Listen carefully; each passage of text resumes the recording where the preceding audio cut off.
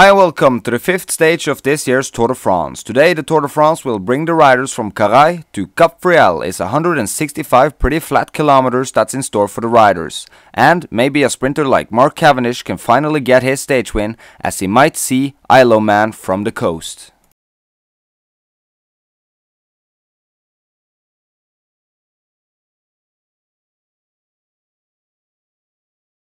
As always in the Tour de France, a lot of riders wanted to get in a breakaway.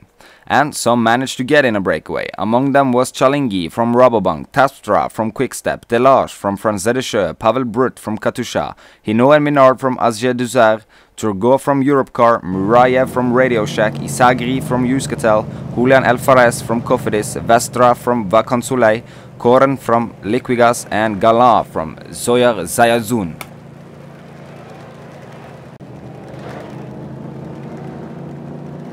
And right before the King of the Mountain Jersey sprint, it was Julian Alvarez from Cofidis who attacked from the breakaway group. He was the first to cross the line and now has 2 points in that classification.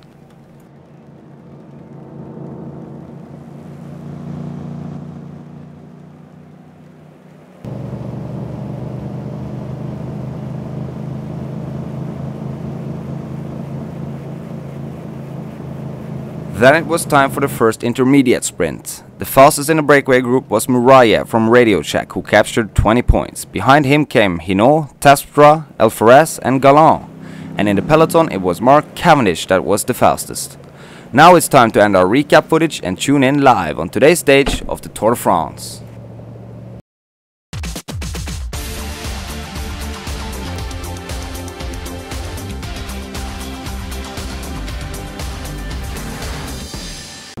Hi and welcome back. My name is Dick Anderson and as always by my side our expert commentator Jim Jones. And as you can see on the screen, it's 40 kilometers left for the breakaway group and the peloton is chasing pretty hard behind them.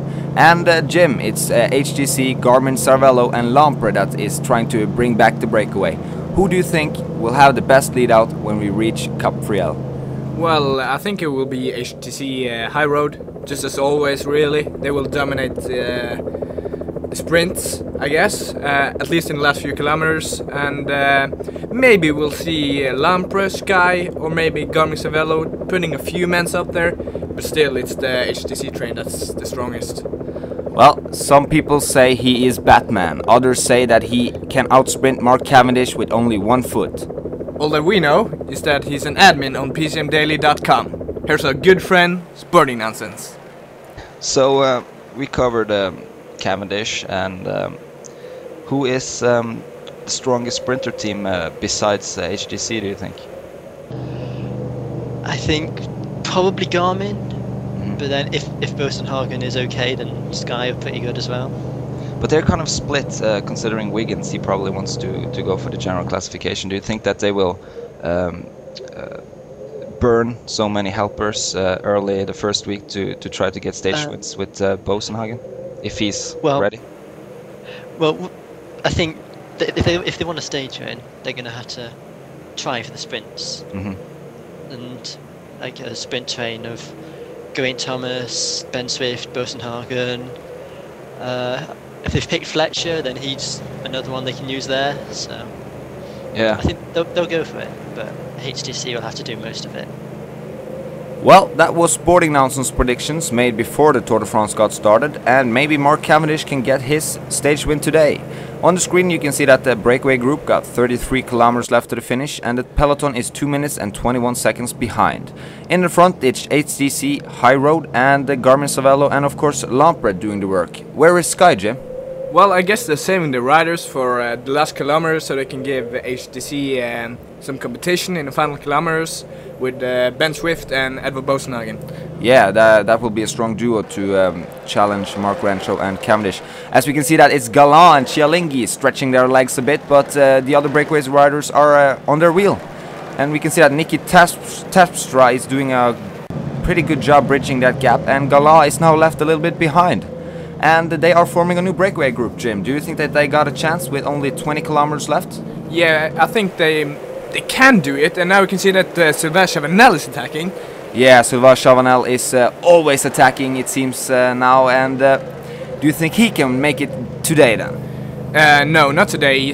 Maybe he'll chase the breakaway, but as I said before, the breakaway no, there you can see he's already wheeled in. He's already wheeled in. But the first breakaway group with Koren in the front is still holding off pretty good from the peloton. But as we all know, it's not that many sprint stages, so HTC and Lampre and of course Garmin Cervelo are really eager to bring them back. Yeah, you can see here now the pace is much higher in the peloton than in the breakaway. Yeah, and it's the pretty strong time trial rider Tony Martin doing the work in the peloton, and it's a real stretch now as we can see that Cialinghi from Rabobank are attacking, and Koren and Tapstra are right on his wheel trying to bridge that gap. But it looks like Cialinghi got a pretty good gap now, Jim. Could he go solo the last 10 kilometers and get the stage with even with Tony Martin in the back riding pretty hard? Well, we had headwind yesterday and we still have it today, so I think it'll be too hard for these two riders to stay off from the peloton. Yeah, most definitely, I have to agree with you. But what about the last kilometer? Can Mark Cavendish survive that small hill right before the final stretch? Well, I think his form is pretty good, so yeah, I think he'll be up there fighting for the victory. Yeah, now we can see that it's only 8 kilometers left, and Lampre are trying to set up a train there, and Garmin Cervelo are also trying to make a little bit of a lead-out train. I can't see HTC forming a good train yet, Jim. Can you see them? No, I can't see them. I can see that Thor Hushovd and Talaferro is up there, and Edvald Bosenhagen. He is up there, but I can't see HTC High Road, and it's Lampre in control as we are getting closer and closer to Cap Frehel. There are Garmin Cervelo advancing on the left-hand side of your screen with Thor Hushovd and Talaferro as the final lead-out, and Samuel Dumoulin is going early, but it doesn't look like it's going to work because there comes God of Thunder with Talaferro on his wheel. Pataki are bridging the gap, and Royas Gill are advancing fast, but there comes Edvald Bosenhagen. It's Pataki! Damn, that guy was fast, Jim.